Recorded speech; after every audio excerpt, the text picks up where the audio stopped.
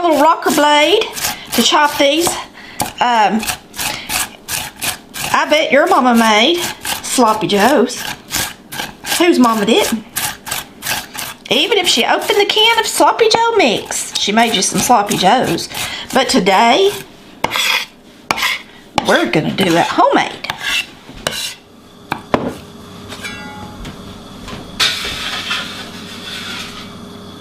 We're gonna throw some onion in here.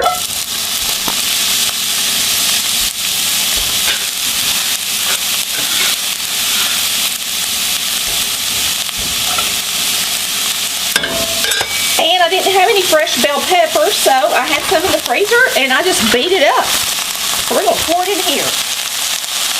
We're gonna saute this and seal it so it's nice and tender. And then I'll probably just take it out. That way it won't be swimming in hamburger grease. Alright, while these are sauteing, I like to go ahead and add a lot of my spice. 1/4 teaspoon of chili to this sloppy joe mix. That ain't much, but that's all we want, just a taste of it, okay? I'm going to put in a whole teaspoon of pepper and a teaspoon of salt.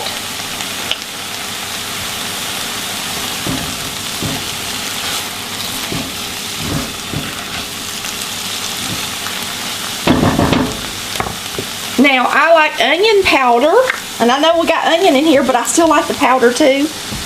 One of the viewers actually told me to start using it, and I just love it and everything. So I'm going to put in 2 teaspoons of this because I love it.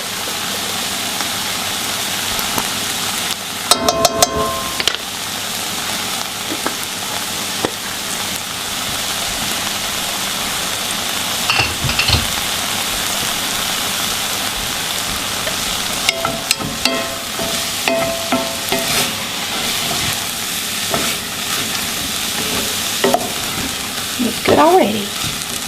Y'all, I remember when Mama made sloppy joes because it was one of my favorites. I was always excited on sloppy joe night. My mama most of the time opened the can, for the most part. And I will say that a lot of people talk about food tasting like a can.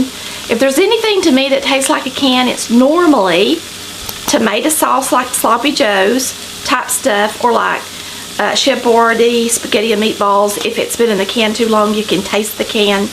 And so be real careful buying your sloppy joe. Look at the expiration date. Make sure it's fresh so that you don't get that awful taste. Today we're not going to use sloppy joe mix. We're making our own. But there's nothing wrong with taking shortcuts when you need to. Alright, we're going to get this out and start browning our ground beef. And I'm just taking this out so that it's not swimming in hamburger.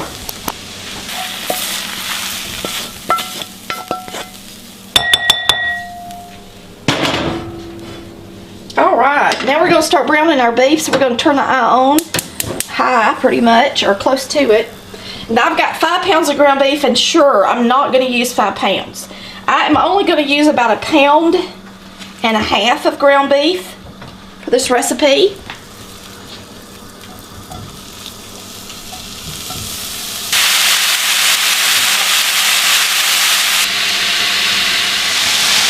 Alright, we're going to put a little bit of fresh garlic in here when we brown this beef. If you have garlic powder, use it if you don't have any fresh garlic. And just use about a 1/2 teaspoon, I guess, to a teaspoon. Just how much you like. My husband does not like garlic salt. If you use garlic salt, make sure that you don't over salt it. You know, you might want to reduce the salt somewhere else.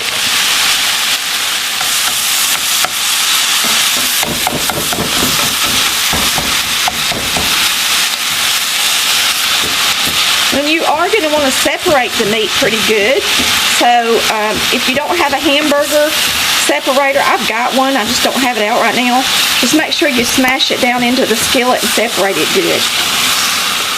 Alright, after you ground your beef, my beef was actually chucked, so there was hardly anything down on the bottom, so I'm not going to drain it because there's not enough down in there to fool with to me. So what we're going to do is add our onion and pepper and spices. to the beef.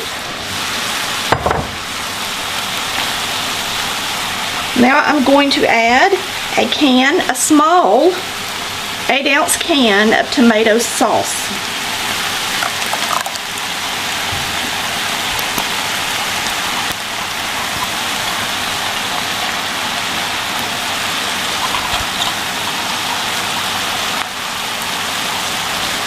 Right now, while you still have your can, we're going to fill it up with the ketchup. So just fill up your 8-ounce can with ketchup and put it in your sauce. Now this ketchup does have a little Worcestershire in it already, vinegar, and it has sugar in it. So remember that. We're going to taste it before we add sugar.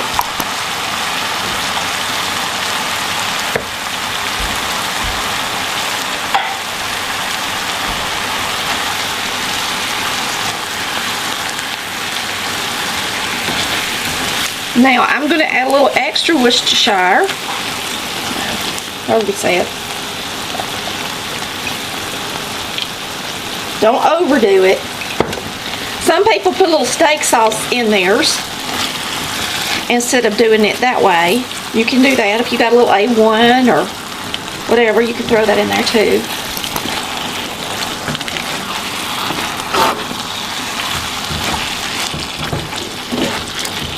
Now one thing I'm going to do today, and you can choose to do 2 different things. You can add a little sugar, add a little vinegar, or you can put some sweet pickles in here. I'm going to put in sweet pickles because I like them. I think they taste good. I'm going to put in a good 1/4 cup.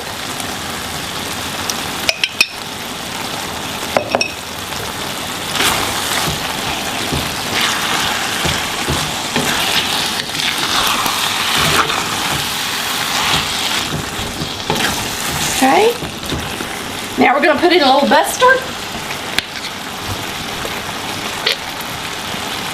about a tablespoon.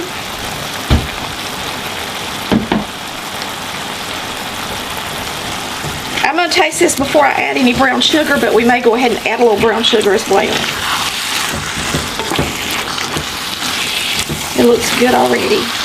Now you're going to want this to simmer a good 20 minutes or so. Just put it on a real low heat and let those flavors get in all that meat. And you never serve a sloppy joe without putting it in the bun, tying up the bag, and letting the buns get real soft. And I'm going to turn it down on low.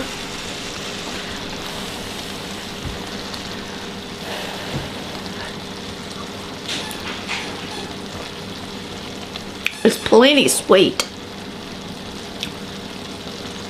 It's delicious.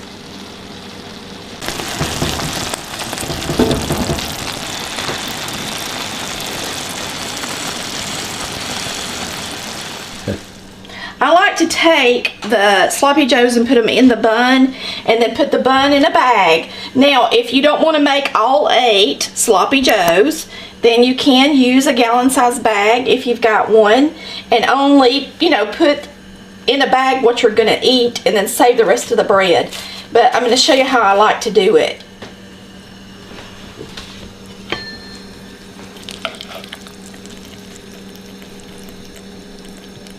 This is my 1/4 cup scooper, and it works perfect just for a regular hamburger size. And then I like to make at least 4 or so and get them in the bag. And if you got a big family, just go ahead and bag them all up and let them sit there for about 10 minutes before everybody comes to eat, and they're going to just be even better. Just fold that bag up underneath there. We'll be back. Cheese puffs, yummy. See my yummy sloppy joe? Now you don't want to make it so wet that the bottom of your bun is soggy. So don't add water to it. Just let it simmer and it'll be just right.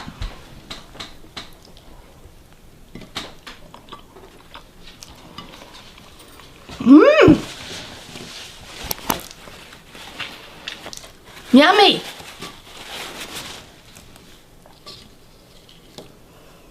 Thanks, Mama.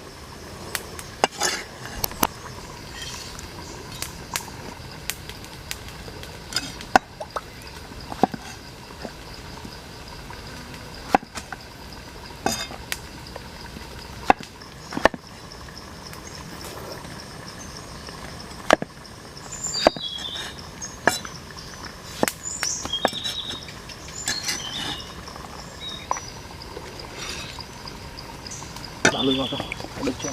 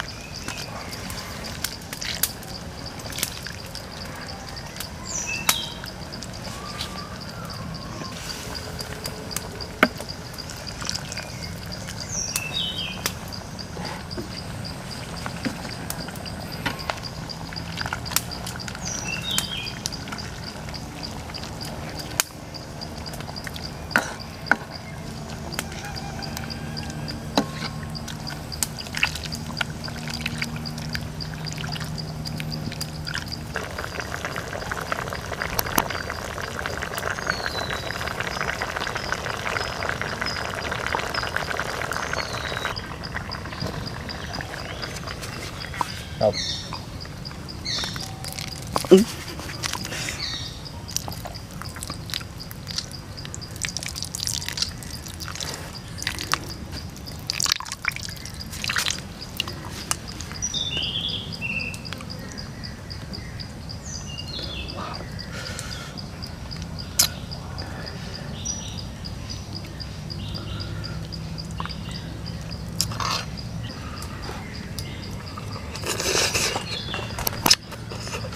Ừ.